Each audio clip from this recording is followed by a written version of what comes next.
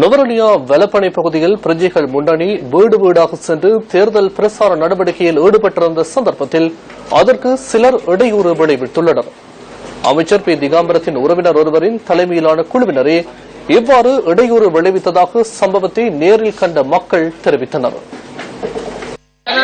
பிரஜைகள் முன்னணி சார்பில் இம்முறை தேர்தலில் போட்டியிடும் வேட்பாளர்கள் இன்று காலை 9 மணி முதல் ராங்கல உள்ளிட்ட பகுதிகளில் பிரசார நடவடிக்கைகளில் ஈடுபட்டிருந்தனர். இவ்வாறு பிரசார நடவடிக்கையில் ஈடுபட்டிருந்த வேளையில் மாலை 4:30 மணியளவில் சிலர் இவர்களுக்கு இடையூறு விளைவித்துள்ளனர். வலப்பன மஹவுவ பிரதேசத்திலேயே இவ்வாறு இடையூறு விளைவிக்கப்பட்டுள்ளதாக எமது செய்தியாளர் குறிப்பிட்டார். தம்மை முடக்க வந்தவர்களை தாம் விரட்டி அனுப்பியதாக பிரஜைகள் முன்னணி சார்பில் போட்டியிடும் வேட்பாளர்கள் தெரிவித்துள்ளனர்.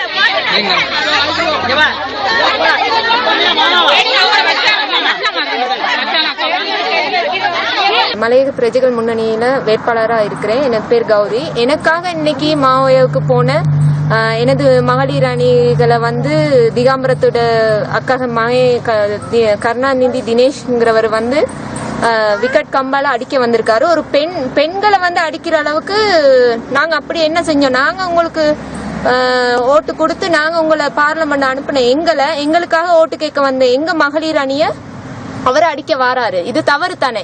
இந்த சாராயமோ எதுவும் கொடுத்து நாங்க போகல.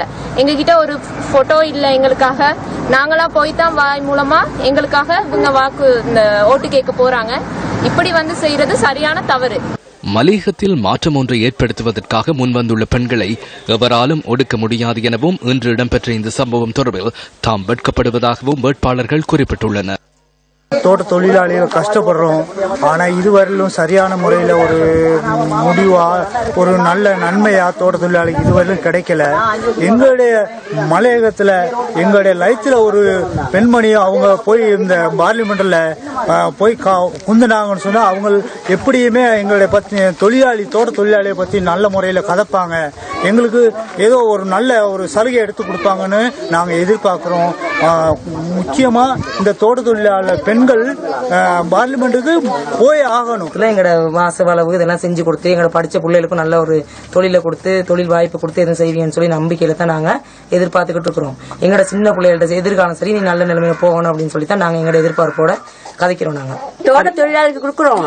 அவங்க எங்களை பத்தி தெரியும் தானே. மழையில நாங்க கஷ்டப்படுறது, அங்க எவ்வளவு சிரமப்படுறோம். தண்ணிக்கு குடிக்க தண்ணிக்கு கஷ்டப்படுறோம், விரவு குச்சிக்கு எல்லாத்துக்கும் கஷ்டப்படுறோம் தானே.